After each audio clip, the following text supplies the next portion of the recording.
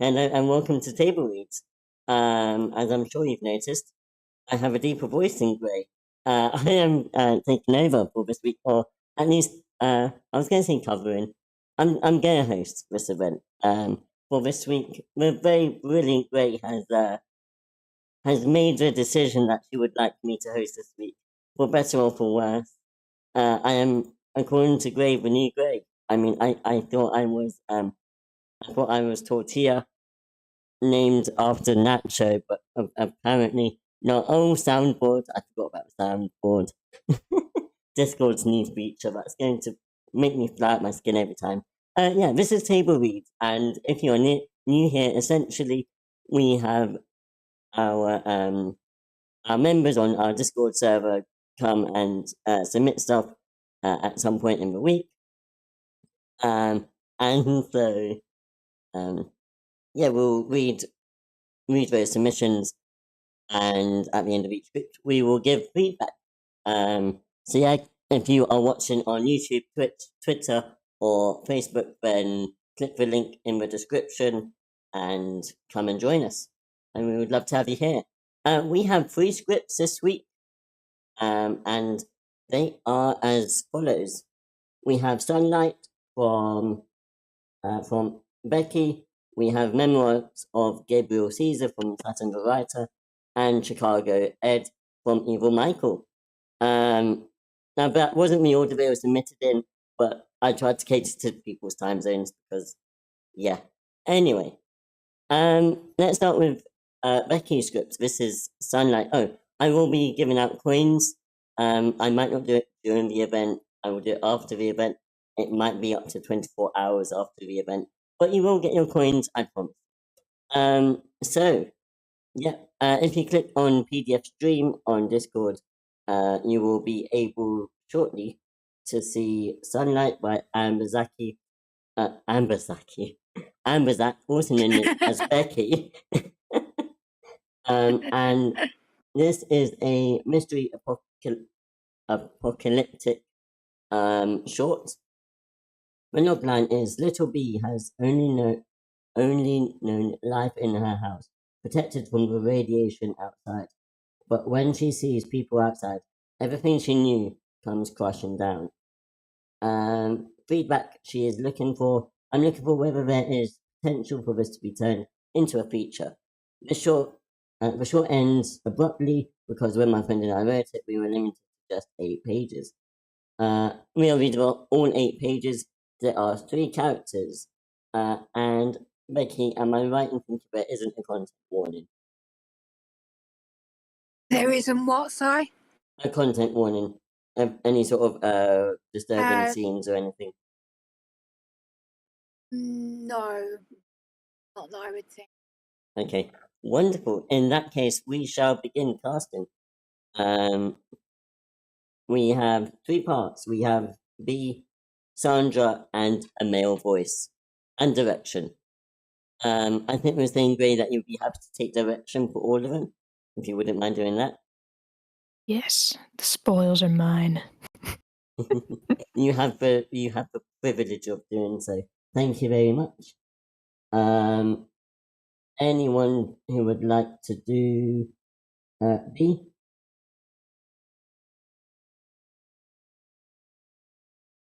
Sure. That was heated. Thank you. Anyone for Sandra?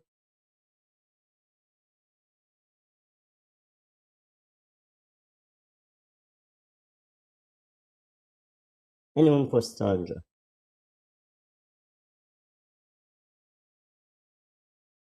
I'll take Sandra. Thank you, League.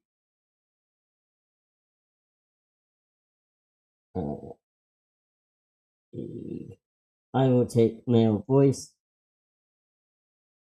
and we should be good to go. Remember, you get script coins for participating, for reading, and for giving feedback. This is an added incentive.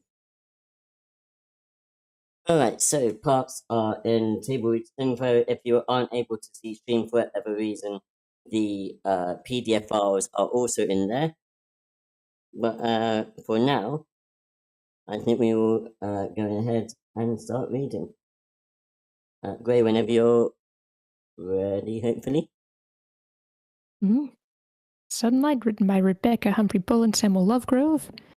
Interior bungalow day. A small one-bedroom bungalow. All the windows are covered in an opaque protective film. What animal is that? Is it a dog? From the kitchen, piled up and cramped, overflowing with tins, bottled waters, crisps, other non-perishables, a camper stove sits with some soup boiling. Through to the hall. A bedroom is opposite the kitchen, a lock on the outside of the door. No, silly, that's a horse. Have you ever seen a horse? Travel into interior living room day, continuous. Sandra, late 30s, haggard and paranoid but loving, sits on the sofa, her arm around B, 13, far younger than her years. They are looking at pictures of animals in a children's book. When I was about your age, I used to write them. Could we get a horse? Sandra laughs. Sorry. Where would we keep it? Besides, I think they all died out. B looks down at the book, disappointed. Sandra lovingly lifts her head.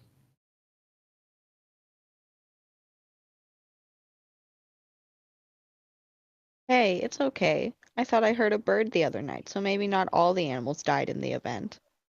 B smiles. Is that a dog? Oh no! There we go. B points to a cow. Sandra laughs. It's a cow. Where we got beef? Sandra nods. What did it taste like? There's a knock on the door. B looks up, startled. Joel, I think whenever you scroll, the screen goes black. Yeah, I'm sorry. My internet's not very happy. Okay, if we... Yeah. Alright, that's not gonna work. Give me a second. I will abandon this time. And I will share from my other account instead. Because, Discord crashed. Oh no! Sorry. Got These technical things happen difficulties. in live, in life, if that Yeah, makes in life. Happens to the best of us. We glitch out, This is live we television. crash. Yeah. Season 2. Camp This could be another script Joel. idea. Yeah. We've got all the drama here. We are having technical difficulties. Please stop. I need a color bars. I got the script in the other chat, so. Yeah, okay. And I will open this up. Yeah, I'm sorry, people. That's good. No problem. Again, Take if your you time. guys want to get the PDFs, like, not a la carte, but for yourselves, you want to download it yourselves, it's in Table Reads Info, the text channel. And so, A la maybe you can see carte. that.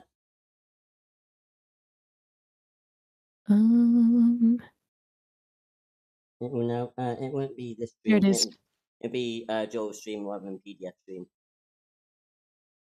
Yeah, I so see you it. click on Joel or Tia live. Yeah, I can see it. All right, everybody ready to continue? I am. Okay. There's a knock on the door. B looks up, startled. Quick. B grabs the book and rushes into interior bedroom day, continuous. We follow her in. The room is dark, with heavy curtains, overfilled with things. There's one double bed, pillows top and tail the bed, and there are two covers, one clearly a child's. A scruffy bear also lays on this bed. B leans around the corner of the door. Interior hall, day, continuous. Sandra is putting on a protective hazmat suit. She ushers B to get back into the room and close the door. Don't touch the windows. Interior bedroom, day, continuous. B lays on the bed and hugs her bear. She stares at the ceiling, trying to listen. Muffled voices outside the door. Bee knows to stay inside. Just leave it there. Thank you. She sits up and approaches the window. Tentatively, she peels a corner of the protective film away. She stares into the sunlight beyond. She has done this many times before. Bee, come help put the delivery away. Bee jumps back from the window, making sure the curtains are exactly how she left them. She exits the bedroom into interior kitchen day, continuous. Sandra has taken off her protective helmet, but she still wears the hazmat suit. There are Tesco delivery bags around the kitchen floor, filled with non-perishable goods. Sandra smiles. You start packing away the tins. Bee starts unpacking the tins and adding them to the pile in the cupboards. Did they give us raisins? Sandra holds up a large bag of them. Bee grins. Interior living room, night. Sandra and Bee sit on the sofa. Bee finishes off her bowl of porridge and raisins. They are watching an old classic film. Credits roll. Bee turns to Sandra. She is asleep. Bee turns off the telly with the remote and then tucks the cover around Sandra. Bee leaves the living room, heads to interior kitchen, night, continuous. Bee quietly places the bowl in the sink, then she opens a drawer and takes out a flashlight. She walks to interior bedroom, night, continuous. Bee looks over the books on the bookshelf. She takes down a science one. She lies on the bed with her flashlight and reads about the sun. There is a rustle from the garden. Bee goes over to the window. She pulls back the curtain. There is a light flickering outside, which she can see through the gap in the protective film. Bee raises a hand, tempted to touch the window. She starts to peel back the protective film. There is a tap, tap, tap on the window. Bee freezes, torch still pointed at the gap. An eye appears in the gap. Bee screams and rushes back to the bed, hides under the covers. Sandra rushes in. She looks between Bee and the open curtains. You go near the window. There was tapping on the window. I thought I saw. Sandra gives Bee a piercing stare. Was someone there? A moment of silence. I think it was a bird. Sandra investigates the window. She notices the loose protective film. Sandra turns to Bee. He looks to the floor. I told you, don't go near the window. Sorry, Mom. Sandra leaves the room, then comes back in with cardboard and more tape. She proceeds to tape the window up, covering the gap Bee created in the window gap. I just wanted to see what was outside. Sandra turns on Bee. You want to die? Bee shakes her head. She holds back the tears. Sandra's face softens. She sits in the bed and brings her daughter into a hug.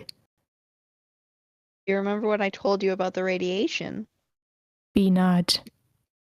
It isn't safe for you. Even looking out of the window, you will get very sick. But there are people out there. Why aren't they sick? Sandra fixes Bee with a hard look. So you did see somebody. Bee looks away. She nods. Sandra sighs. There is a knock at the door. Sandra is startled.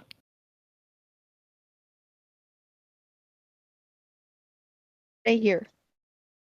Sandra leaves the room and closes the door. Bee hears the lock being pulled across the door. She goes to the door, tries to open it, but can't. She sits on the floor by the door and listens.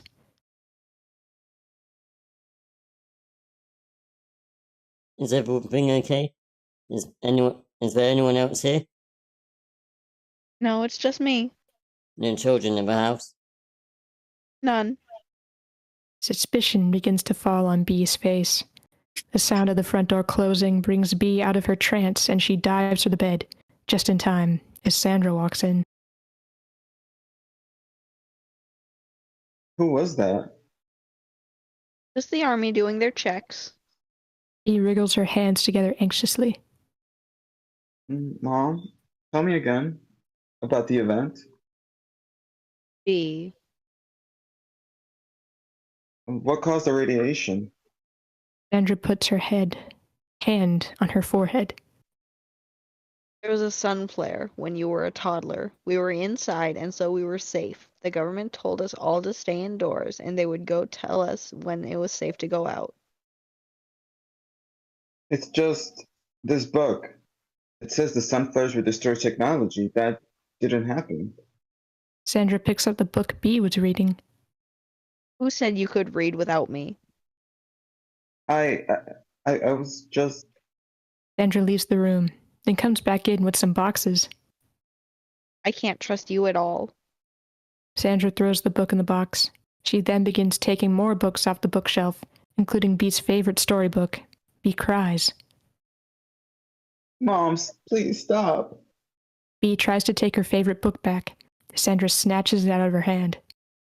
You don't deserve this. Sandra pushes Bee out of the room. Into interior hall, night, continuous. Bee looks terrified. She can hear more books being packed away. Bee looks to the front door. She slowly walks towards it. In the background, Sandra can be heard mumbling angrily. Bee reaches for the door and opens it slightly. It is unlocked. She opens it fully. The blinding sunlight fills around her. She steps out into the world. Thank you very much, everyone. Good job, readers. We'll start with feedback then, and which way should we go? Let's start from the top and work our way down. AP McConnell, did you have any feedback for Becky? I don't necessarily. I thought it was brilliant. I was hooked all the way through. Wonderful, thank you. Yeah, thank you very much. And I think you're new here, so welcome. Thank you. Chase Collins, did you have any feedback?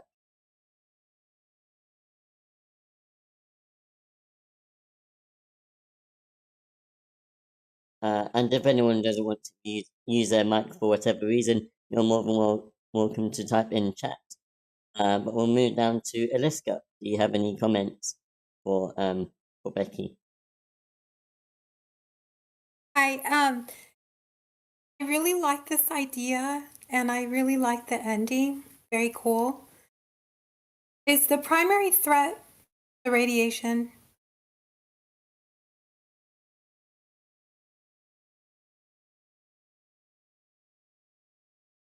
So, yeah, that's the thing. Me and my friend hadn't decided because we kind of, if we turn this into a feature, we would probably have it that there isn't any radiation and that Sandra's like keeping her in. But at the same time, when we wrote the short, we wanted it to be like, we don't know whether the girl has just gone out to freedom and it was all a lie, or whether she's now going to die of radiation poisoning. We kind of wanted to leave it open with the short. Okay. So the donning and the doffing of the PPE, I think if you go through it like step by step, because it's very particular, the procedure, I thought that would be interesting. But also I would change the threat, because since you're considering it anyways, and make it chemical or biological. Those suits don't protect against radiation. So I thought if you were going to leave it like the way it is, you could have a scene about that, like a controversy about, so, the futility of personal protective equipment against a radiation environment. Something like that. Just a suggestion. Good job. Thank you, Eliska. Oh, sorry. Just as a note, we try not to have conversations between the person giving feedback and the person writing it. I was just to streamline and stuff. Yeah. But Eliska, thank you for your feedback. And if we can keep so we can ask questions? No questions? Yeah, we try and avoid it. I'm trying to avoid it. Thank you, guys. Yeah, moving down the list. Evil Michael, do you have any feedback for Becky? Yes, and I can be brief. Technically, now I know this is British England, I don't know what their expectations are there. Here in the States, and of course, take this or leave it. Don't include written directions of, and the nod, she smiles, she points, she looks like this, she's tentatively. It drives the script readers crazy, and my instructors told me, yeah, leave that stuff out. Also, if you would do something in the writing that would cause the reader to understand, oh yes, the person probably smiled, that made my writing stronger. Now, with that, I really enjoy and appreciate writers who don't spoon feed me a script and characters. You created mystery, gave us a mystery, and you slowly unravel things as they go around. So we see these behaviors, and of course I'm saying, well, why are they doing that? Why are they behaving this way? And now I see, radiation. Now I want to know, how did it happen? And the mother, somebody said, is she in a cult? Yeah. And as a professional educator, you really caught me with that. When she says something like, I told you not to read without me. Did I give you permission to read without me? What? WTF. That's a real hook. So yeah, I like your writing style. I like the way you peel back layer of the onion. Please resubmit some more pages so I can get more of this. I'm enjoying this. I'm invested. Thank you for sharing. Thank you, Evil Michael. Welcome, John. We're just getting feedback to Becky for her script. Gray, did you have any feedback? I really did like the concept, and I do sort of like the open-endedness of it all. I do wish that some of the direction could be trimmed down. I would like a better sense of the pacing, because I think like such an interesting idea deserves like engaging pacing and maybe not so much dwelling on less important details. And just like some teeny tiny things like page 1, there's a description of Sandra as haggard. I don't think that haggard is a word, but haggard I think might be what you meant, Haggard. But just tiny proofreading things that really anyone could point out, but I'll list any other ones I'll find, just hoping to help a little bit. But yeah, thank you for sharing. Yeah, thank you, Gray. Heated, any feedback from you? Not really. Just kind of reminds me of Cloverfield Lane. I guess like with it being maybe in the same setting the whole time, or at least that it's like post-apocalyptic radiation-ish. That's what it kind of reminds me of. I kind of wonder if there really is radiation, and it's just not like Sandra being crazy, and she's just like holding this girl like captive for some reason. I don't know. It was a twist, but yeah, it seems like it's going somewhere. I feel like you can build up the dangers of outside. I feel like something scarier shit could happen. If it's a short, you got to give us that hook, because this is still just the beginning. It's still not a full story, at least for a short. But yeah, I do like the idea of her like, you're reading without me. Like, it's kind of menacing, especially from the mom character. But yeah, that's all I got. Okay, thank you, Heated. Who's next? Lasagna. Oh, you typed something. Lasagna says, "Oh, Evil Michael, your mic is still unmuted. Just so you know. You can hear background noise. Thank you." Lasagna says, "I think you should make use of mini slugs. Like when you're talking about where she goes, you cut it off by saying interior and all that stuff. It's kind of weird to read. She heads off to the kitchen is a better example. Since everything's still in the house at the end. Other than that, I really enjoyed it. I kind of got the sense that the mother was in a cult for some reason.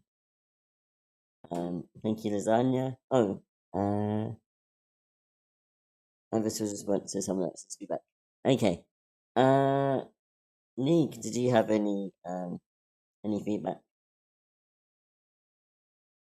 Just some little feedback. The writer asked if this would be good as a feature. I think that this would be a great feature. You could totally expand like the world. You could take this and have it be your beginning, or you could take this and expand all the scenes and like add more scenes to make it longer. Overall, I think that this is a really intriguing idea, and I think it was well put together for what you had. I think that someone else said that it needed polishing, which it does, but other than that, like as a beginning, this is pretty good. Thumbs up. Thank you, Nick. Marcus, any feedback from you?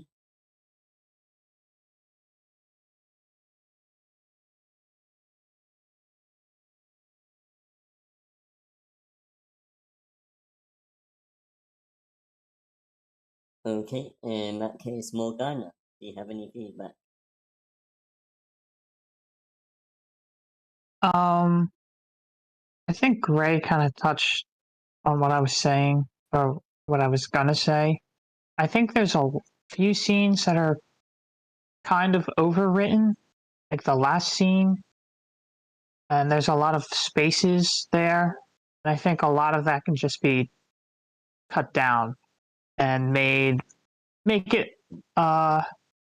more just streamlined, I guess, the action lines. But yeah, I don't really have much to say, so that's it.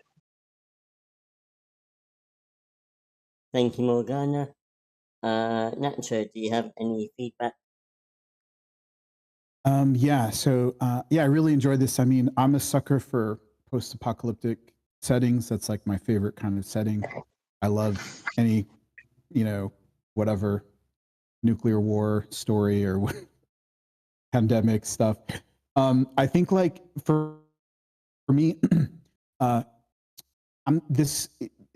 some of what you mentioned about a possible TV pilot, it sounds like, I mean, I feel like this could be sort of like an opening to a pilot or a feature or kind of like a longer story.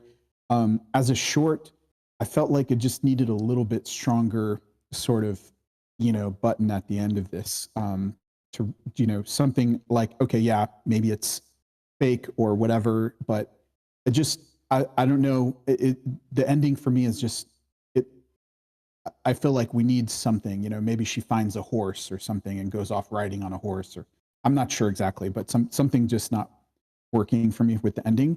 I think that this is really cool. I mean, it felt like there's some great, scenes here, and like the characters are, I could, relate to them. Maybe I would suggest to lean a little bit more into B's point of view. Like this really feels like this is B's story, not Sandra's story. And so maybe try to get us into B's, point of view earlier. And I think just a couple things, this is not really a big deal, but like when you have an action line going into like the slug line for the next scene, it's sort of like you're kind of building up suspense, like something suspenseful is going to be in the next line, right? And it's just a little bit overused in this script because it's we're not really going to some, it's like he reaches for the door and it's a cop, or something, right? Or like just something we're using that line to kind of like make the reader feel a little bit of suspense about what's going to be on the next line. And if the next line is just B looks over the books, like it's just not really fitting with that kind of style, in my opinion. Yeah, I think there's some great moments. I mean, I really like when B says where we got beef, right? So is that a dog? That's a cow. Where we got beef? Like I would try to see if you can get to that on the first page, because that's kind of the first big moment where we realize, whoa, there is something weird about this world, right? And it makes us like ask questions, like be interested. So if you can kind of get to that by the bottom of page 1, it's going to really help the reader get into this story and like turn the page.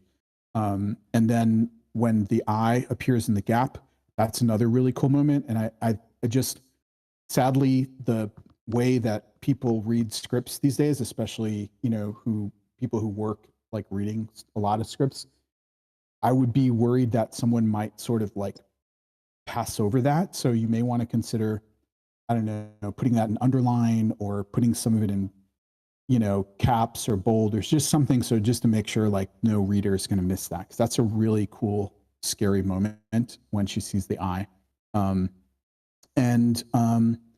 Yeah, just some minor typos like sunflare, you know, is spelled Flare. Not really a big deal, but yeah, I would definitely try to, if for a short, I think we need a stronger ending. I really like the description of Sandra, haggard and paranoid, but loving. Yeah, lots of really cool stuff here. I'd love to read more, and I think this could definitely be a cool opening for a pilot or a feature.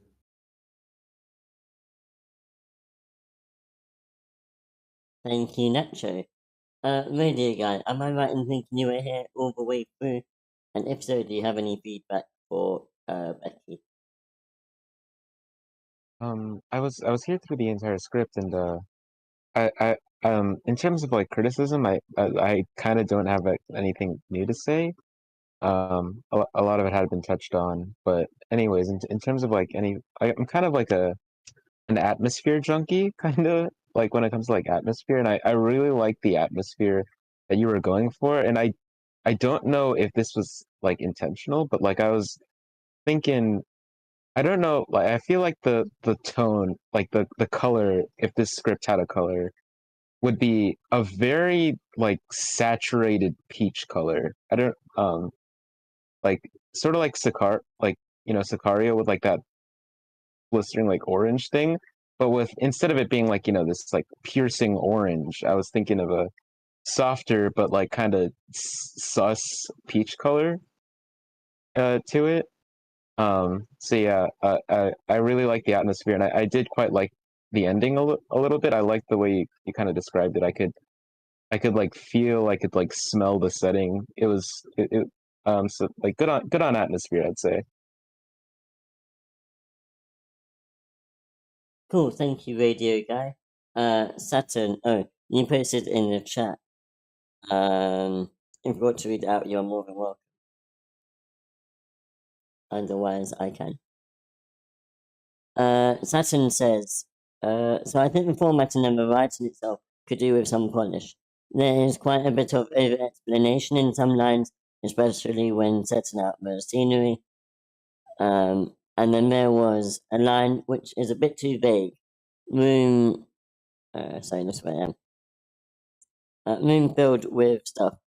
Also, some issues with the slug lines in the opening. You address the looks of the rooms, and yet they all still go under the predominant slug line of a bungalow. More of a nitpick, but just break these up into separate headings. However, I felt that the ending was quite predictable from the moment you showed the delivery come in. So from that point, I felt like I was waiting for this moment where the child would eventually find out about the radiation. Now, the some paper could work if you play with it like dramatic irony. However, there wasn't much build-up in this, and I felt like you could either hide the reveal of the outside being all fake, or you could play on the suspense of me finding out. Thank you, Saturn. Taste of Sorrow, do you have any feedback? It's a little small thing. It was just kind of weird how they would have a word that would just be like travel into or fall into, and it would just be in the action line. And then I get really confused. I have no idea what's going on. And then it'd still just be interior. So I'd be so confused. I'm like, wait, what happened? By the time we moved to that scene, I'd already been jarred out of it. And that kind of feels as if it's a bit distracting, and it's just a formatting issue, which I'm like, those are easiest to correct are formatting issues. I would say either make it a transition because that's way more common, or find another way to write it, as in make it as those mini subline and have dashes. But the way you're writing it currently is kind of off-putting, and it jarred me out of the experience, frankly.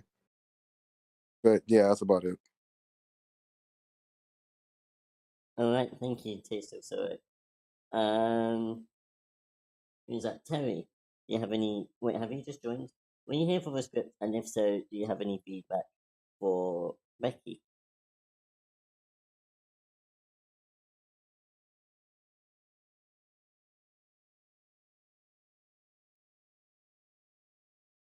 Okay, in that case, who's that? Who's the last one? Vegemore, do you have any feedback? Oh, no suggestions from me. Good atmosphere, intriguing mystery, and lovely old-fashioned sci-fi feel. Cool. I think I put everyone in the chat. Okay, I don't think I have any feedback to add on. But thank you for submitting, Becky. It was enjoyable, which is always important in screenplay. Let's move on to our next script. Well, oh boy, you guys are gonna end up jump scaring me all night. Joel, Yeah, I'm going to be really rude, which is really bad of me to come on and expect everyone to read mine and then disappear. But it is 11:15 my time. So, is Yeah, it of course. okay if the scripts are up, aren't they? So I could read them in my own time tomorrow and Yeah. give written feedback to people. Yeah, absolutely, you can. Is that okay? Yeah, you can do that absolutely. Wherever you feel like is the best place to put your feedback, that's fine. But that's why I wanted to put yours first because I'm aware of your time zone. So have a good evening. Thanks for coming. Yeah. Thank you. All right. Bye. Me and Tutton and Becky are all in the same time zone, and so it's 11:15 for us. And yeah, as Hutton says, don't join a nocturnal club like us. Get some sleep. I'll be here all night though. Right then, let's move on to our next script, which is Memoirs of Gabriel Caesar by Saturn the Writer. This is a mystery drama feature following the logline is following his Alzheimer's diagnosis, and now senile dictator. So I'm trying to read it from afar. I can't do it at all. Okay. A now senile dictator hires a closed-minded journalist to uncover his buried past through other people's accounts, until the journalist's search for truth forces him to decide between his loyalty to the dictator or the rebellion's plot to assassinate him. Feedback is, do you feel hooked with both the story and the characters? And does the backstory segment feel too long? Does the dialogue work here? Okay, we have 4 characters for this. Oh, there's a content warning for strong violence. I will get the PDF open on the screen. Give me 1 second to do so. Oh gosh. Oh no. No. I can volunteer for direction again. Thank you. I will do that in a minute. I'm realizing I had all the PDFs on my backup account, but not my main account. And so now I'm in a pickle. Oh boy. Give me a second. This, ladies and gentlemen, is why I always come up with a backup plan for everything. Even if you think it's going to go well, it probably won't.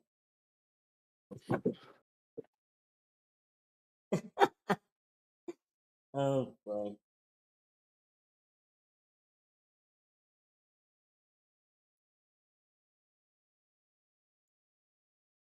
Alright, I got the script. I found it.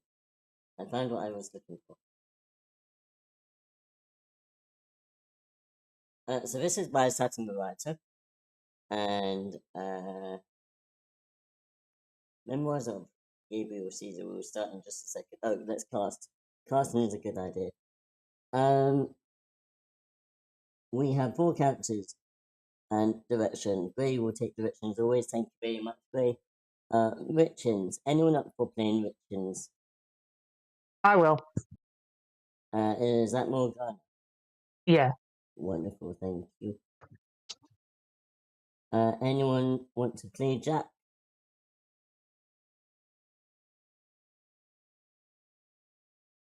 I guess I could do it.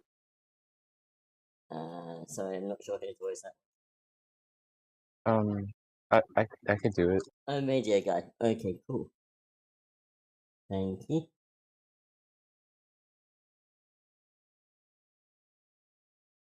And anyone up to play Gabriel?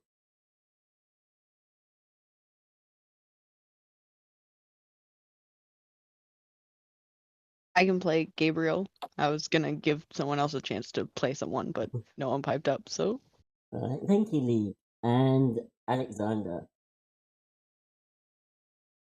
Sure. Oh And man. that is Heated, thank you. Heated got there just. Alright then.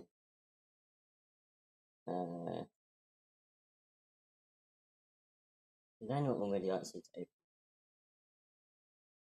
There we go. To be a leader of great power, one must summon a great deal of strength. For Caesar, this could not be any further from the truth. Alright, I Okay. hope you can all see that. Mm-hmm. Right, computer. That is a don't fantastic name. That is such a great name. Very fancy. Look at all those diphthongs. It's more diphthongs in one place I've ever seen than in a year. Sorry. Wait, whoever is using a soundboard, oh boy. It's like a trickster god. Yeah, I mean, it's when trolls come in, they're going to have so much fun with that. Oh boy. Anyway, Gray, whenever you are ready. All right. Memoirs of Gabriel Caesar from Sam McLeod. Fade in. Interior Caesar's palace. Spare bedroom. Day. In slow motion. Not the casino. An actual palace. Think Buckingham Palace, but owned by Michael Corleone. Classy and lavish. Drawn curtains. Dimly lit. Fit for a ruler like Gabriel Caesar. Great. Can try that again. Gabriel Caesar, late 60s. Stone-faced and intimidating, sits confidently in a red velvet armchair, an image of strength. He stares into our soul, eyes locked and assertive. Either side of him, two bodyguards. Eat, late 30s, white, and Jack, early 30s, black. Black suits, black sunglasses. In essence, they're both just as intimidating. Super, Creston, 4th May 1997. In front of them, Dr. Reekins, late 50s, balding, medical coat, sits on a teeny stool, at least 10 feet away, and yet his slow-motion voice sounds too distorted to make out. Gabriel stares back at, close on Reekins' lips, speaking, stuttering, almost slurred to us. Gabriel tries to maintain his pose, until his expression breaks character, with a big gulp, breaking eye line with Reekins looking down at himself. As his eyes meet with his right hand holding a coin, he examines it further. Close-on coin. A penny. Head side. Dull and boring. Until Gabriel flips it over, as the side is blank, with no inscriptions or engravings of anything. Gabriel looks at it with a melancholy stare, a mix of disappointment, regret, and anger gritting his teeth. End slow motion. He looks back up at Reekins, maintaining his composure. As Reekins stops speaking, takes a deep breath. We can hear him clearly now. Is that okay? Gabriel thinks to himself, scrunching his lips. He tilts his head back towards Jack on his right, looking up at him, giving a quick nod. Jack nods back, looking at Reekins himself. Please excuse us for a moment. Riggins nods quickly and nervously, instantly getting up, leaving the room as the door shuts. Silence. Bodyguards look down at Gabriel. Jack steps in front of Gabriel. So, how do you feel? Gabriel clicks his tongue, clinging on to his coin. He looks up at Jack, trying to conjure the right words, but shows a clear struggle as he is slow-spoken. How long did Mr. Long pause. He stares at the floor, truly unable to remember. Jack notices the struggle, interrupting his pause. Oh, how do you pronounce the name? Is it Richins? Or Richins? Rickens? Rickens? Oh, Richins? Go with that. We'll do Richins from now on. Okay. Okay, yeah. Richins? Richins, yes.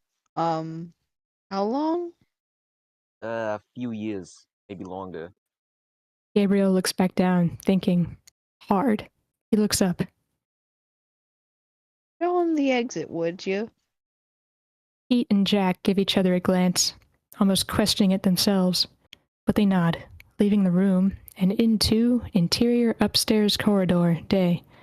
Even richer in decor, well cleaned. The corridor stretches for yards with crimson carpet running down the entire length. Richard stands by the door, hands behind back, waiting, as Pete and Jack step out, shutting the door behind them, standing in front of Richards. Neither of them speak a word. Richard notices as he stands up straight, looking at them with a smile. But Pete and Jack don't reciprocate, just blank faces. They completely corner him against the wall. Richard's smile drops, instant realization, quickly turning into an expression of dread as he glances around nervously, looking down the corridor where the exit door lies. Richard slowly nods, looking back at Pete and Jack. He sighs, fuck it, as he takes off, pushing past Pete and Jack, making a run for it down the corridor, while Pete and Jack just stare at him, almost giving him a head start, before pulling out pistols from their holsters, aiming at Richards through their iron sight. Blam, blam, blam. Richards gets hit multiple times, collapsing onto the long stretch of carpet, dead. Several bullet holes dot around his torso, slowly bleeding out into the carpet as his blood blending into the red fur. Several bullet over the sight of Richard's corpse staring into our soul, Alexander von Kaikis. How do you say that one? Kaikis? Apparently that's a typo. Sakis. Alexander von Sakis, late 30s, well-spoken, narrates. To be a leader of great power, one must summon a great deal of strength. For Caesar, this could not be any further from the truth. Insert archive footage of speech. Crowd surrounds the stage. Behind the podium, Duncan Stewart, late 60s, aggressive and determined, makes his speech. Beside him, Gabriel, now late 20s, and Jean Cecil, jaded and charismatic, stand on either side. From the birth of his presence during Duncan Stewart's reign, he had grown from a small voice to an explosive catalyst, thanks to his push for the Emergency Acts Bill. Insert archive footage of Parliament. Gabriel stands at a podium in front of a row of judges. He turns back and forth from the judges to the crowd, which enabled him to prove his strength as provisional leader to the people of Cranston. Insert Polaroid of Duncan Stewart, laying in bed, slain and butchered, dead, blood covering the pearly white sheets. As a result of Duncan Stewart's assassination. Insert Jean's mug. When you have spare time, please type in the chat whether it's Jean or Jean. But Jean's mugshot, deadpan, roughed up, holding up his card. Jean Cecil. Or another minister, Jean Cecil. Insert archive footage of coronation. Gabriel approaches his palace balcony, waving out. Confetti and flowers fly up in the air towards him. Though, even with Caesar's appointment, thus have been seeded within the public's mind as a result of growing nationalism. Series of shots, archive footage of villages. Snow sweeps the streets of crippled villages. Brick walls collapse by the minute. Families huddle around barrels of fire wrapped in blankets. Noses as red as Rudolph, snot dripping down their coats. But as winter struck, crops have been destroyed, leaving countless to suffer. Military trucks of soldiers, stocked with crates of food, hand out supplies to a long queue of civilians. Signaling the people, once again, needed Caesar's help. Exterior Caesar's palace, balcony, day. Rain showers. Parts of the balcony have chipped and weathered away. Behind the closed doors, the curtains are drawn.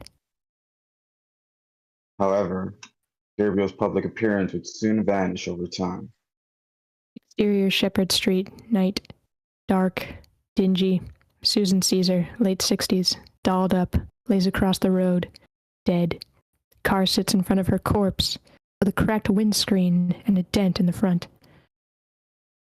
Especially with the unfortunate news of his wife's accident. Interior Veritas News Building, office, day. Metal gears shift and cogs rotate as a long sheet of paper spits through the machinery, sending out writing.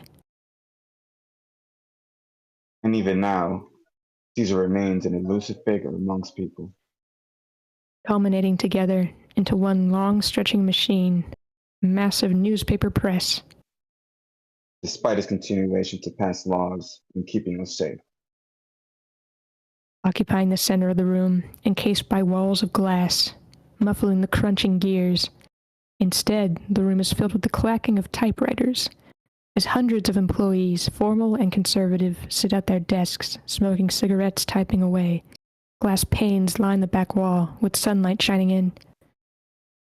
But one thing remains clear. Through a gap in the newspaper press, one man at a desk, silhouetted, types away. No cigarette, glasses case and stacks of paper to his side. Caesar's legacy will live on through memory, serving as an idol of inspiration for this country. As he finishes up a page, taking it out of the typewriter, he swings around in his chair, revealing Alexander, skinny and intuitive, glasses, gazing over his work with a smile. Exterior Veritas News Building, day. Brutalist architecture. Also, was this just a 5-pager? Or were we doing the entire thing? Yeah, it was meant to be 5 pages, but this is the last page. Okay. Exterior Veritas News Building, day. Brutalist architecture. Flagpole sits in the front. Pedestrians walk down the street, right past to the entrance of the building. Neon sign above reads, Veritas News. Super, May 7th, 1999. Alexander walks out of the entrance, trench coat, bowler hat, briefcase in hand, strolling down the street. As he approaches his car, a Cooper, crammed and small, Alexander unlocks the car, squeezing inside. Exterior Craston, District A, night. Concrete jungles dripping in neon lights, dominated by corporate skyscrapers. Vent pipes exhaust smog into the atmosphere of gray clouds. Cars in the streets appear almost like blips on a radar. Thank you. Exterior. Okay. Thank you very much, Gray, and thank you to all of our readers. I really like that imagery as radio guys. But yeah, I don't know what everyone else is. We'll go down the list. John, do you have any feedback for Saturn?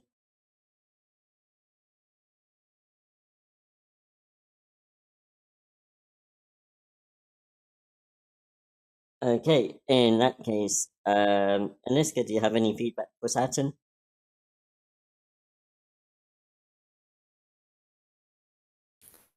No, not really. I don't think I'm qualified to comment on it. I think that I'm not processing things right now. I'm thinking about a lot of other things probably or something. I'm sure it's great. Alright, no worries. I know what you mean. I get days like that too. Evil Michael, do you have any feedback for Saturn? Yes, so there are spec scripts and shooting scripts. What this reads like is a shooting script after it's been bought paid for and shot. All of those internal thoughts, cut them. Script writers, script readers will chuck it real fast. So all of what they look like, what they're thinking, what they're feeling, cut it. Cut that out. You'll realize that this 5-pager might end up being about 3 pages. You can fill it up with all that other good stuff you've got. With that said, yeah, you have a flair for the atmosphere, like the attitude. Love the attitudes. Love the violence. That's the kind of guy I am, as you'll find out in a minute. And also, you mentioned Godfather. And so help me, you're actually doing the Godfather when Michael is godfathering some kid, and the priest is there and they're all in the church, and they're going through it as they're assassinated all the heads of the other families. As cliche as that is, that doesn't make it any less entertaining. Done well, that is very cool to watch. I love it. I love it in Morning Vietnam when Louis Armstrong is singing Beautiful World while people are being assassinated and villages being bombed. I love that. So yeah, man, you've got great atmosphere. You've got an interesting story. And somebody typed it in. All of those thoughts that people are having and those attitudes and that atmospheric description, cut it out. It'll make your writing stronger. Do something with the character's speech and mannerism. What they do and say will give us that idea. And watch how much stronger your writing gets. It's entertaining. I like it. I like gangster movies. I like violence. I like people cold-blooded killers. So yeah, you're off to a good start. Lose all of that descriptive stuff. Because if you eliminate all that descriptive stuff, watch how much your script thinks. Thank you for sharing. Thank you, Evil Michael. Gray, do you have any feedback for Saturn? I'm so sorry about the pronunciations. And yes, the visuals, the descriptions of the sounds, their faces, their composure, like, I'm there. I am very much there. And this is not mystery drama, really not my thing, so you've roped me in. So there's something to be said for that. And yeah, I guess objectively it would be good to cut it down some because these are very dense pages, but it doesn't bother me as much as it could have were it not interesting. But all this is very interesting. So I guess the challenge is maintaining as much of that as you can while still leaving some white space for us to breathe. But like the dialogue. And I would say that I'm losing track of what's happening, but I think that's just my bad attention span. And as I said, I don't really have inclination towards this genre. But yeah, technically too wordy, but it does not bother me because it is very interesting. Okay, thank you, Gray. Heated. Do you have any feedback?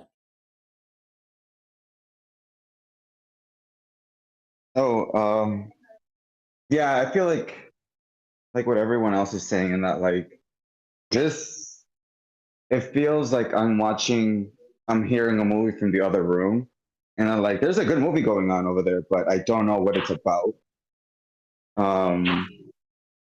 Yeah, it kind of reminds me, I know the beginning kind of feels very mafia-ish, and it does have that good fellas type of feel, especially with the editing and the narration. You can see it on the screen that you're putting it in between scenes. It's almost like a montage towards the end. It also had like a bit of, at least visualizing it, I could see it almost like Catch Me If You Can, the Spielberg film with Leo DiCaprio and Tom Hanks, and like I could see it moving quick like that on the screen, at least in my head. But yeah, I still kind of don't have an idea of what exactly is happening. But it does, and it has that film noir type of feel also. But you know, you're directing a lot on this on the paper, on the you know, but I don't know. It looks professional. It looks professionally written, especially with a lot of dashes and the caps and all that. But it does. I still am a bit confused, and I wish I could tell you why. But yeah, that's all I got. Good work though. Okay, thank you, Heated. Lasagna, do you have any feedback?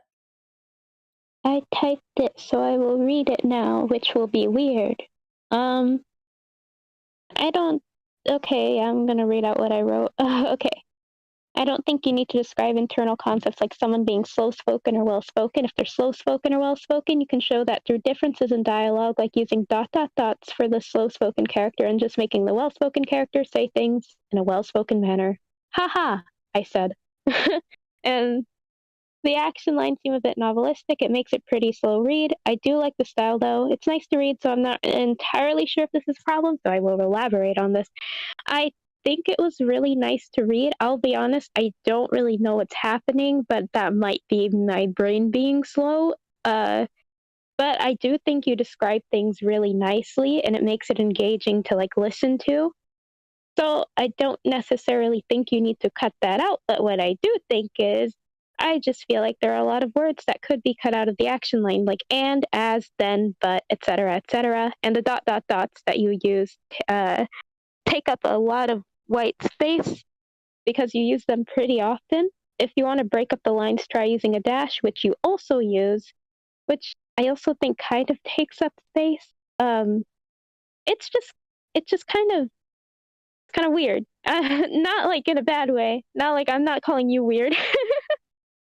And I'm just saying, like, it just ends up making the action lines look a little off to me. That's all. Thank you. Thank you, Lasagna. And League, do you have any comments for Saturn? Just a couple. I really enjoyed it. I thought it was really well written. There was like a new thing that I learned. I didn't know you could cut up sentences for action lines, and I thought that was like really sick. I thought that it made it really clear like what shots were what. And it really helped with the pacing for me. The only like critique I have would be like during the voiceover part, it kind of got a little slow, like slower than the before part, which made it hard to pay attention to the voiceover parts, like with Alexander or whatever his name is. But other than that, I thought it was really cool. I don't really have many thoughts other than what I just said. So thumbs up. Thank you, League. Marcus, any thoughts for Saturn?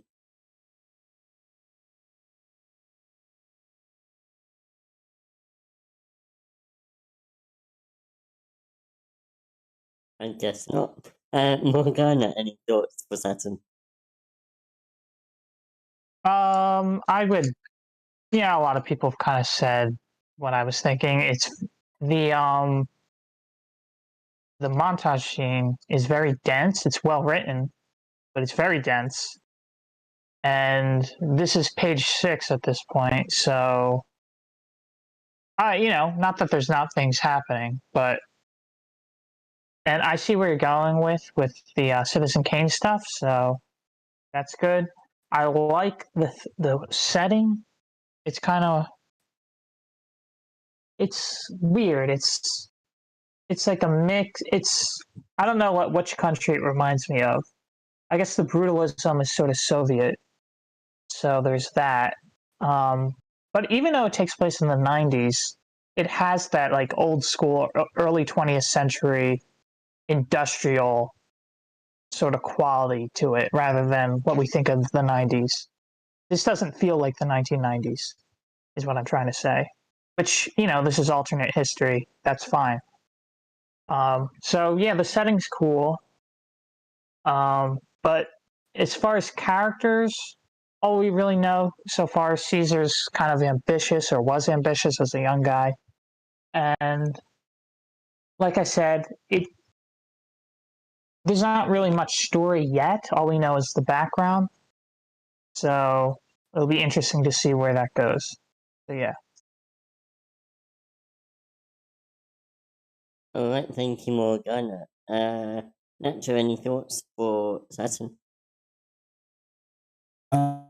Yeah, so you know, I've had a chance to read you know, a lot of your work in the past you know, few months, and I'm really impressed with your writing on the page. I'm like, I just where you are at your stage, like you're years ahead of where I was, man. So I'm really looking forward to reading your stuff, and yeah, I was excited to read this.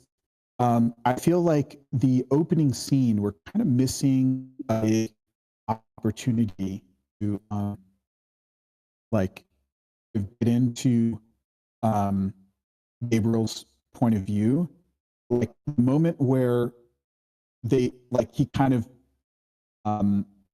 screws up a little bit, or like on page 2, there's like a long pause. He's staring at the floor, trying to, couldn't remember the name of the guy that he was just talking to. Like that's the first moment where it starts to get kind of really interesting, right? And I guess I would say like the slow motion on the first page isn't really helping. It's hard to, it's really hard to grab a reader, right? And like I Nacho, would say, you like, try to get to. you're glitching a bit.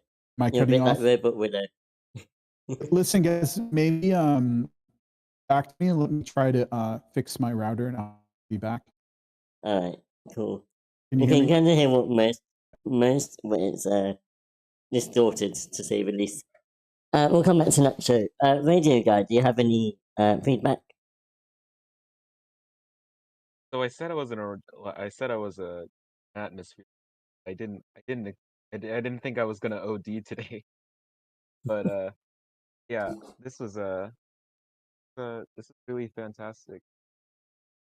It's like everyone, like what some other people said about like not being able to follow the story. I can't follow it either. I'm not sure if we've gotten into the story bit yet. Maybe it'll make a little bit more sense if it gets if it gets like greenlit, and I hope it does. But I felt like I had to watch it the same way that you would watch like Salad Finger, or like you see those like Ina videos, like the Temptation Stairway and stuff like that. Where it's like you don't really know what's going on, but you're kind of there. You don't know why you're there, but you're there and you're like hooked into it. Um, or like a David Lynch film, or like like the opening of Eraserhead, which is like so atmospheric. Like you could like you feel like you can just take a spoon and like grab the dirt with it.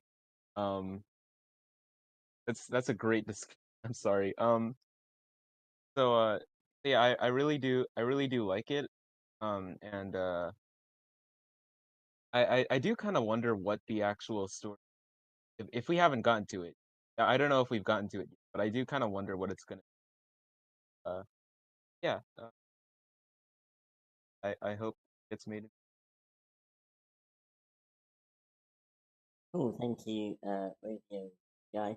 I was going to call you Radiohead for a second. I won't ask Saturn for his feedback on his own script. Instead, I'll pass right over to Terry. Do you have any feedback for Saturn?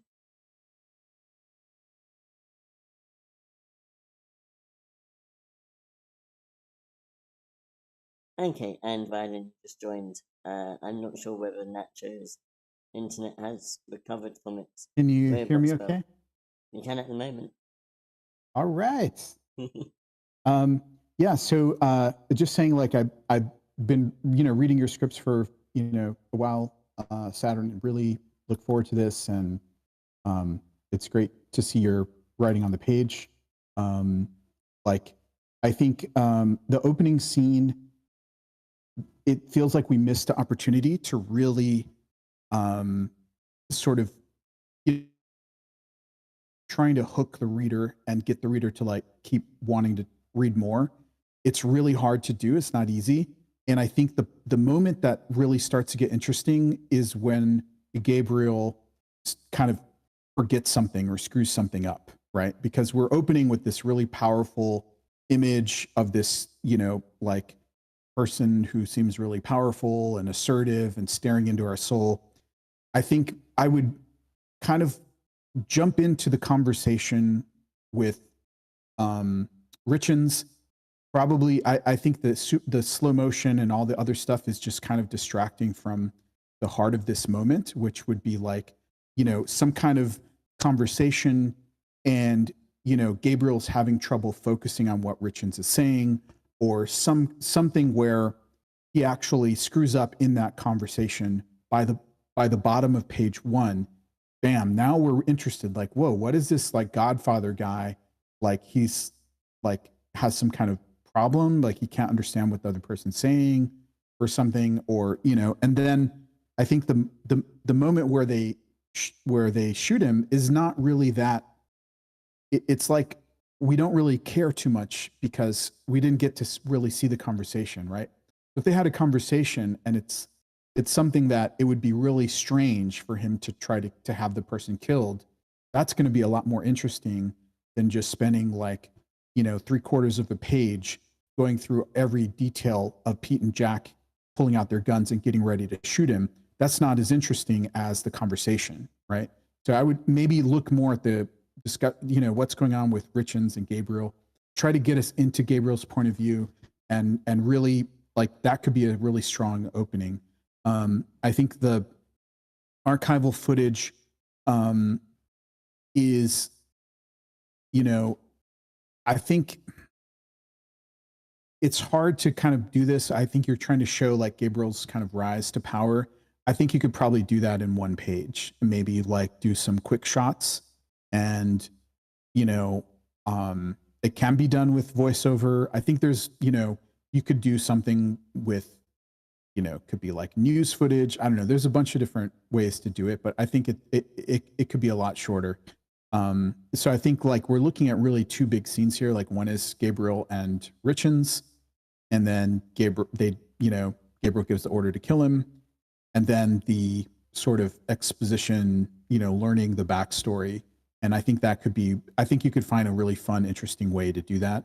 I'm not sure what year this is set, but it could be, whether it's a period piece or modern, like it could be interesting to look for, some kind of maybe news take on this guy's life or something. But anyway, it's really, yeah, always glad to see your work, Saturn. So thanks for bringing this. Cool, thank you, Nacho. I was about to get down on this again. Thank you, everyone, for your feedback. Yeah, I was really enjoying that vibe. We spoke about, the story, and it does sound really exciting. I can't wait to, read the whole thing.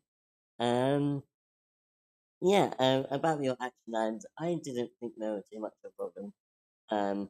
Because I think that because they're not all in one massive chunk, like a massive block, it doesn't pose much of an issue. But there is a lot of it. Though it's split up nicely, and the splitting up does help you feel less intimidated as a reader. It is still a lot, so yeah, maybe try and get rid of some of it. But yeah, I enjoyed it. Thank you very much. We will move on to our next script, which is our final script, or our final submitted script at least. And that is Evil Michael's Chicago Ed. This is his TV series. This is episode 2. And yeah, I will put up the details for it. I don't know if we have a log line for it. Or any of that kind of stuff.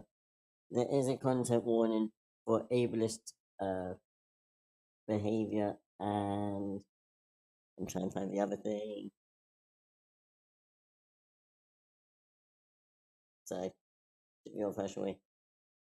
Oh, there wasn't a content warning given, but I know that there's ableist behaviour. So yeah, this is an evening drama soap opera, and this is a TV series, episode 2. It's not technically a pilot, but yeah, I will show it on stream in just a second. Characters. I forgot to write the characters down. Well done, Joe. I do have a character list.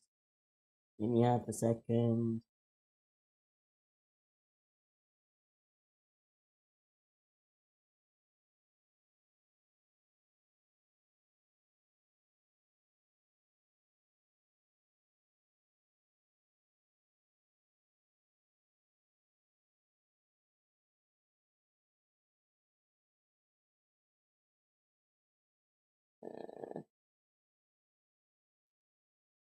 Yeah, I think I have the list here. If you do, that'd be perfect, because This is with Jackson, Noah, Adams, and Demetrius. Oh, teasing deaf kids, teasing deaf students. That's the one. Great. Okay. Give me all a break from Ernest. Everybody hates my Ernest. I love Ernest. Wait, did I get the character list right? Jackson, Yeah, Noah, Adams, that's Demetrius. that is teasing deaf students, and that's right. See, I think there's episode 2, but I realized that 2 characters of deaf kids were named Jackson and Michael, and I said, "Oh my God, what did I do? Michael Jackson, I gotta change that. Change one of their names." Oh my God, I don't know if that was a subconscious thing or what, but. All right then. We will do our casting then. Oops, I meant to do a shift enter there. Yes, please. So, Gray is going to write down all of the characters, but I'm still going to. While you're doing that, I want to explain to the readers that the deaf community has different sentence structure, and that's how the first part of this episode, the scene is written using the same kind of language that deaf people use. But when you hear them saying, "I do this," that's how deaf people talk. Yeah. Cool. I was going to bring that up actually, but thanks for bringing that up. So, grammar's a bit weird for sign language, but we'll get into that afterwards. We're going to begin the casting process now. We have a number of characters here. Gray, I assume you're happy to take direction again? Yep. I can just go down the list here if you want. Thank you. Do we have one for Jackson, the part of Jackson, for this script? He is pissed off. And people left. Yeah, all right. We had Oh. Do you want it, Morgana? Yeah. Thank you, even like if you don't mind muting just for this bit, just while we cast and we just script. Thank you. Noah. Anyone for the character Noah? Can I be Noah? Thank you, Jadea. Adams. One for Adams. Adams. Joel, did you want a part? Sure, I'll take Adams. Thank you, Joel. Didn't mean to force yours. Demetrius. Ooh, what a kick-ass name. Who wants to be Demetrius? It's so cool. Demetrius. I can take a second role if you want, if no one else, for whatever role. I have to interrogate the group further. Oh, you want it, Radio Guy? Yeah, I'll take it since it also it's a sick name. It is a sick name. Pretty awesome. Thank you, Radio Guy. Jawan, is that how this is? I don't trust myself with names anymore. Anyone for Jawan? Isn't it like Juan? Wait. Oh, is it Juan? Is it like J-U-A-N? Jawan is correct. Jawan is correct. Yeah. All right. think Juan is like Juan. Yeah, I didn't see how it was spelled. But yeah, anyone for Juan? Just in case, Evil Michael, do any of these characters happen to be in positions where they never talk to each other and thus could be voiced by the same person? Let's see. High schools are crowded places. I have to look at the script. Usually, guys are so good about that. Usually, color code them. I'm sorry. Yeah. We thought this was only 5 pages. We'd get away with it. Yeah, in my hubris. Yeah, I can play Juan. Okay. Whatever you want. Juan. Just let me know if you That's guys the need way me it's to play. spelled. Oh, Joanne. Thank you. Yeah, I Not see it sure now. I'll give you Juwan. Juana, man. All right, 2 more guys. We got this. Just 2 more. Have Sam's and Brazil. Sam's and Brazil. We all know which one's cooler, but I'll someone take has to be Brazil. picked. Yeah. Aw, thank you, Joel. Dang it. Snooze. Fill the short part, just a couple lines, just a line or two, so you can double that up. Okay, with Sam's. Wonderful. Thank you. Wait, Sam's with which part? Who was Like, playing Sans? I don't know. He's Is the cop. page 3 weird for anyone else? Who's what? Or am I... Page 3. Is it weird, or am I... is my No, thing just not loading? no, there's a page break for some reason. Okay. So, yeah. I was going through that earlier. It is that is a different scene, right? I saw that it carried over a lot of the same elements, but Yeah, it takes place in different time frames. So, like, there's always 3 stories going on in my episode. So, I chopped it up so that it seems like one scene. But oh, okay, got it. Well, I gave myself Sam's. You're welcome, everyone. You took the normie uncool bullet. Just out of curiosity, Evil Michael, did you scan this like with a scanner? yes, Okay. Cool. That's what it kind of looked like. Yeah. Sam better be the good guy here. So, I think we're reading just the first 5 pages. I think I'm right in saying.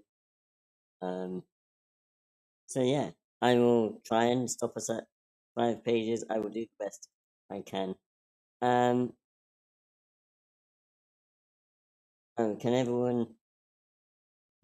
everyone see my PDF, or have I got it on the wrong screen? I've got it on the wrong screen. Press that button then. Alright then, Gray, whenever you are ready. It is. Okay. Interior Hendrix High School, hallway, day. In between class, students passing. Noah, senior, is listening to crying deaf freshman Jackson and Lucas as they explain a teasing incident to him. Note, the following conversation is spoken both verbally and in American Sign Language. Teasing him. I'm mad. I knock him out. I get trouble. Right? Ethan angry me. Mad I. You tell teacher you? No. Why? I heard him. Serious. Had enough. Class, you go now. No hurt. I tell teacher I. Serious. I heard him worse than Kevin. Now you make threat, you. So office. You go now, you. Why? He teased me. Office. You go now, you. Mad as hell, Jackson and Lucas head for the office. Other deaf freshmen are talking to other hearing juniors and seniors. Noah and another senior go and talk to Mr. Parson. Officer Sam sees Jackson and Lucas and intercepts them. Jawan and Demetrius teased me, and Lucas are ASL. Office, you go now. End American Sign Language use. You help Jackson and Lucas settle down? I think I did. I tried. Good. That's the responsible thing to do. Thank you for looking out for freshmen and making a good redirect. You're going to class now, right? Right. I'm going to class now. Officer Sams? Yes, Noah? Can those teasing bullies please stay away from Jackson and Lucas? Right. So, you are on your way to class to do your job, and I'm doing my... I can't speak today. Right. So you are on your way to class to do your job, and I'm doing my job keeping the peace. Right, Noah? Point to the sheriff.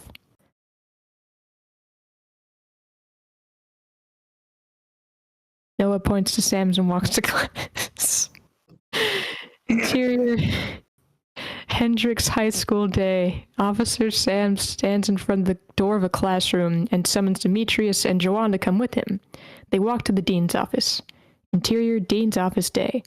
Joanne sits as Demetrius enters the dean's office. Seated are Dean Mr. Adams and social worker Mrs. Brazil. Demetrius sits.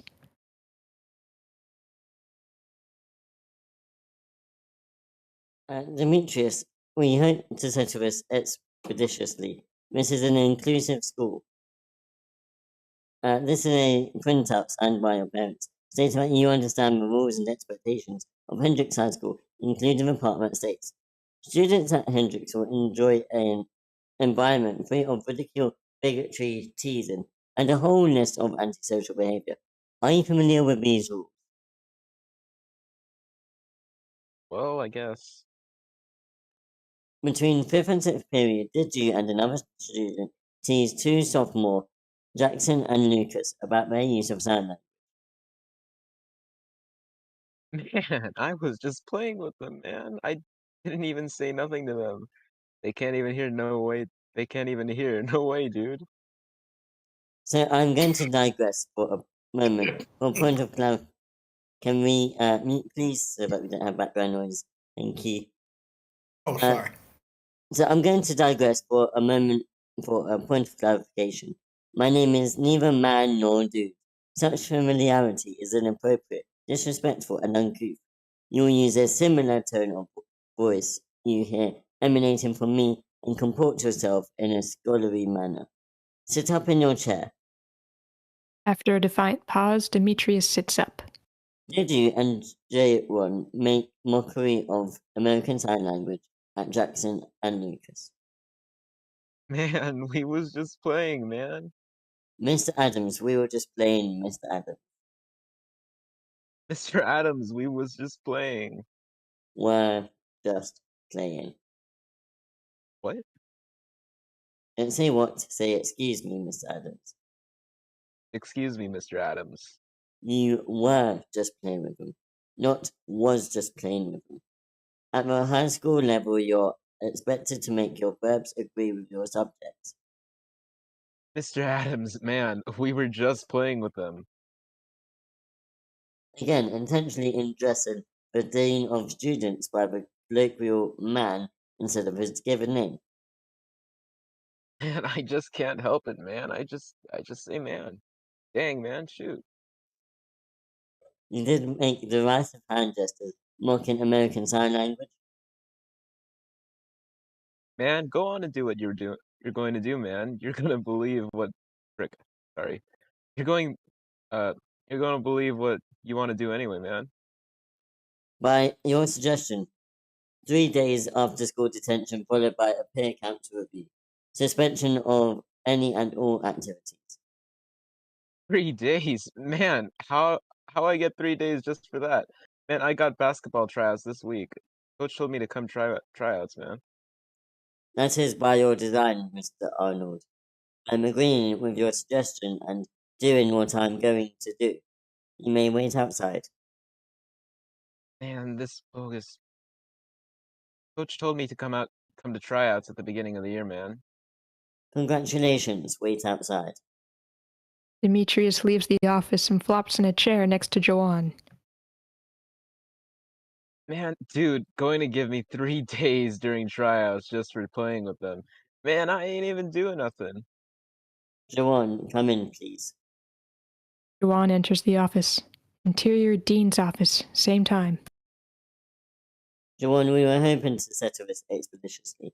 This is an inclusive school. This is a printout signed by our parents stating that you understand the rules and expectations of Hendrix High School, including the department states. Students at Hendrix will enjoy an environment free of ridicule, bigotry, teasing, and a whole list of antisocial behavior. Are you familiar with these rules? Yes. Between fifth and sixth period, did you and another student tease two sophomores, Jackson and Lucas, because of their use of sign language? Yes.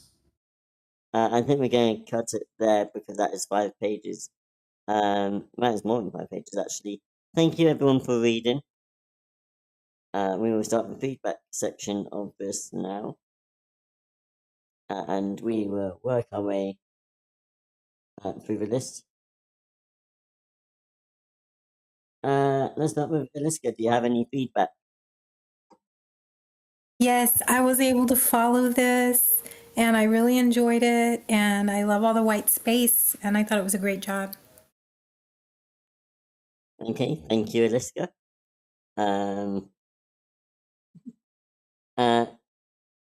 Who's next? Gray. Do you have any feedback? None right now. Okay. Lasagna, how about you? Yeah. I enjoyed it. I just also I feel like lines like as they explain a teasing incident to him could be cut out, and also spoken like these are high schoolers, so saying like teasing bullies feels a little too childish, I guess. Just call them bullies, I guess. I was a bit confused about something, so am I allowed to ask a question to Evil Michael, or no? Technically not, but we'll allow it.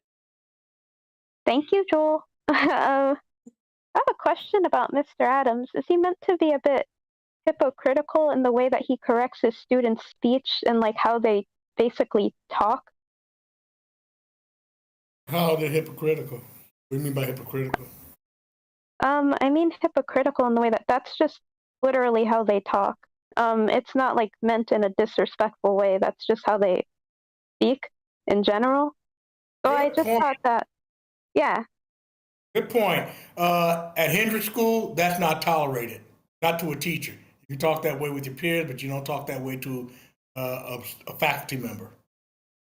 They have high standards. I guess I just feel like it's I don't know what race Jaewon and Demetrius are or like what their background is. It just feels like well either he's being a bit like I don't know. It's rubbing me the wrong way and I just feel like it's very hypocritical, I suppose. Well, that's the way it is. And the way where he corrects them. That's the way it is at Hendrix High School. When you talk to a faculty member, you better polish it up. In any case, yeah, just some language used feels a little off. And the whole beginning of the teasing incident action line just feels a little unnecessary. That's kind of all I have to say, though. Okay, thank you, Lasagna. Morgana, any feedback from me? I thought that this was probably, from what I've read, my favorite of what you've brought to us so far. I like this a lot. In regards to what Lasagna was saying, I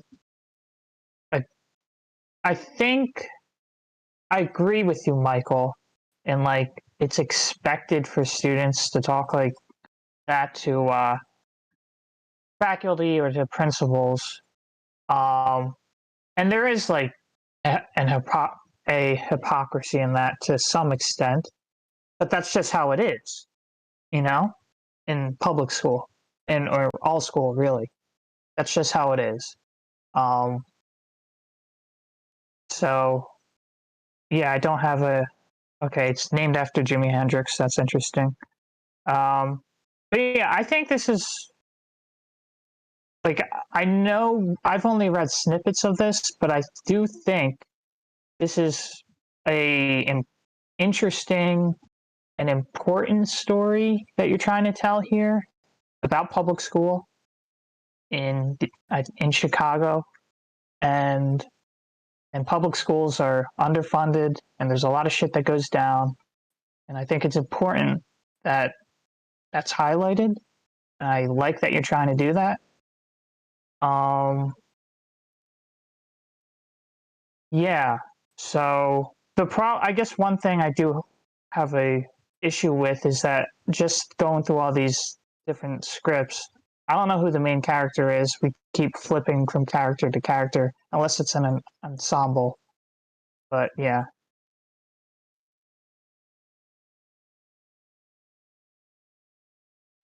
Thank you, Morgana. Nacho, do you have any feedback? Yeah, so great job, voice actors. Thanks for reading these parts. I think it's kind of two main notes. Like, I like that, Mr. Adams' attitude with Demetrius.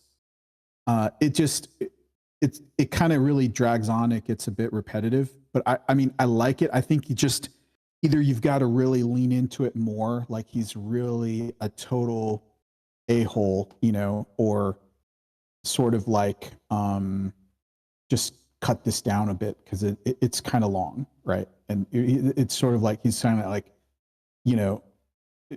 I mean, I've met teachers who are like that, who say like, no, you gotta, oh, are you running? Oh, go back and walk, or, like, no, you gotta say whatever over and over again until you get, make them happy.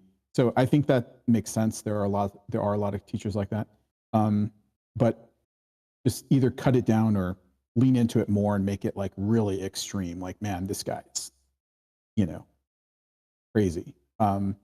So I think the opening, so like, ASL, this is a real language, right? So the point of putting the words here on the script is for readers who don't understand ASL. I would just use normal English. I would not do the, kind of, because it's like, it's basically like if you're showing translated Spanish or whatever, you're just going to show the actual English, make it really easy for us to read. And you can sort of specify, okay, this part is in ASL, it's going to be in italics or something. And we can understand. I mean, maybe you can add a little bit for flavor, but, I mad I knock him out. I get, I get in trouble. This is just confusing, but in the real ASL, this is, it's a full language with, you can discuss like nuclear physics in sign language or whatever. And that's not an accurate translation. It's too literal word for word translation. So I would translate it into like normal English. That would be like a more accurate translation, and it'd be a lot easier for anyone to read. And I think if you look at, there's a fantastic script, Coda, one of my favorite scripts from the past few years.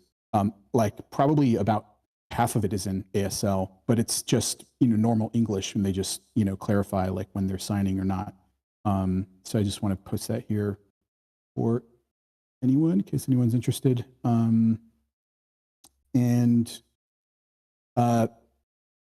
Yeah, I think that was my main notes there. I think the other thing is just, maybe this was in a previous scene that we didn't see, but like, it's just a lot of talking about teasing. We didn't actually see them tease this kids, and it's sort of like, I would echo Morgana's note. Like, I've read a lot of different scenes from Chicago Ed. I don't have any idea who's the main character. I think really, that should be like really clear. Again, it's hard just looking at a few pages, so maybe this is like a subplot and you go back to the main character. But yeah, we need someone to kind of like sort of root for. Yeah, that's all my comments. Thanks. Thank you very much, Nacho. Radio Guy, do you have any comments? I do quite like the dialogue. It kind of I guess like I don't know if it was intentional, but I do kind of like the irony of a place called Hendrix High School, and it's like and like like this like they're like so uptight, you know what I mean? Uh yeah, um I don't know if that was intentional, but I do find that kind of humorous. If there was one thing I did want to point out is I because like everyone else said kind of what I was gonna say, but if there was one thing I guess different I could say is that in terms of like Dimitri's character, it is it is part like oh shoot thanks lasagna that basically yeah that's what I was gonna say like saying man repeatedly I mean that's part of the like joke of it but maybe it maybe you went a little bit overboard with the man um but I mean obviously that's part of the thing but I think maybe tone down the man just a little bit I mean you can still have it but a little bit but that's all I gotta say um yeah Thank you for that, sure. radio guy. And Saturn, oh, you wrote stuff. Let me read what you wrote.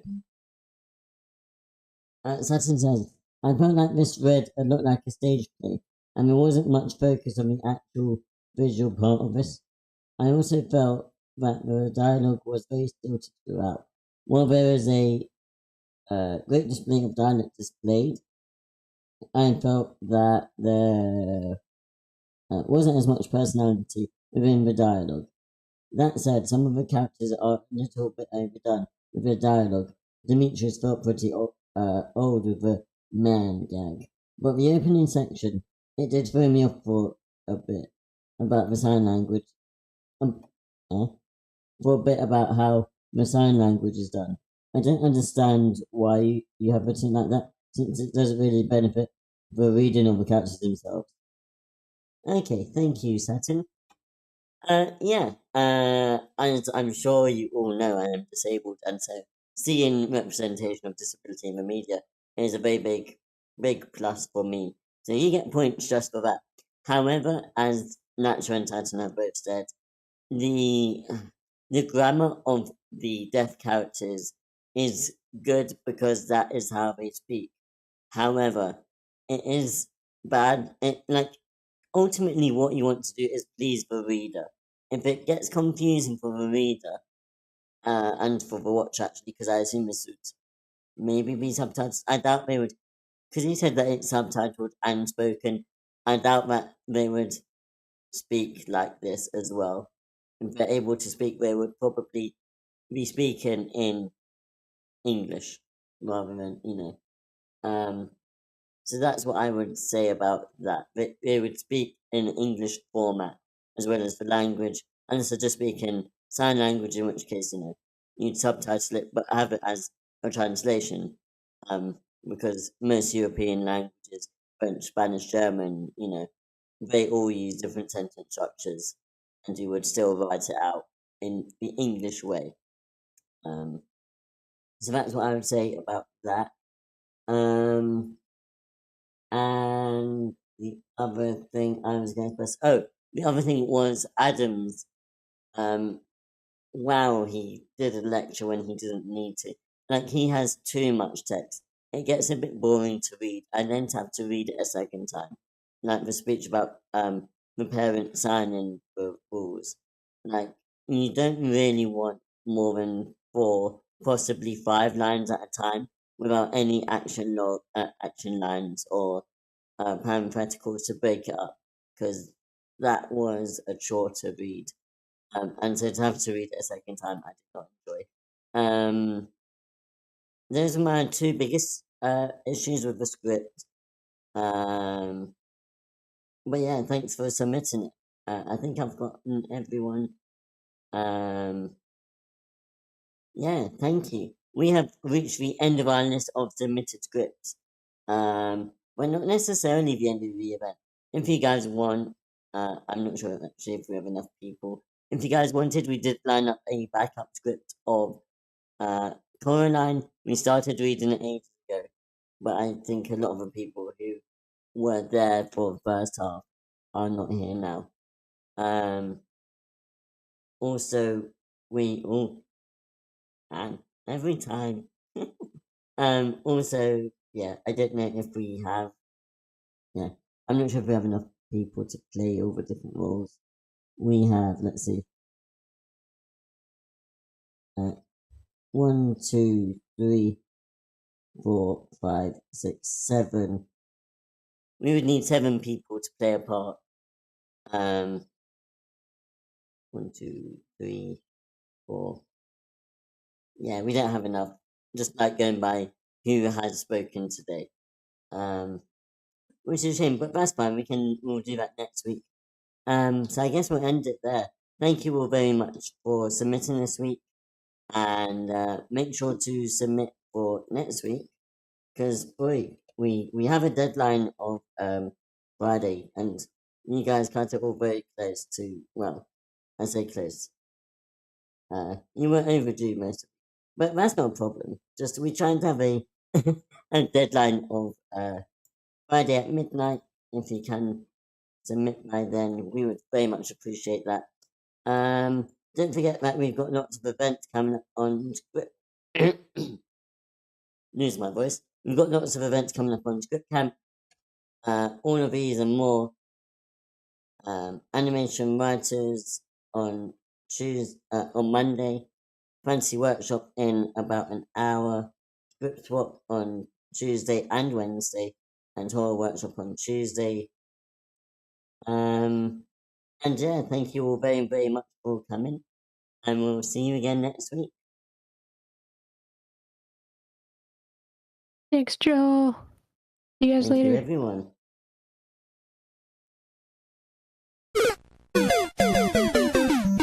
Jeez.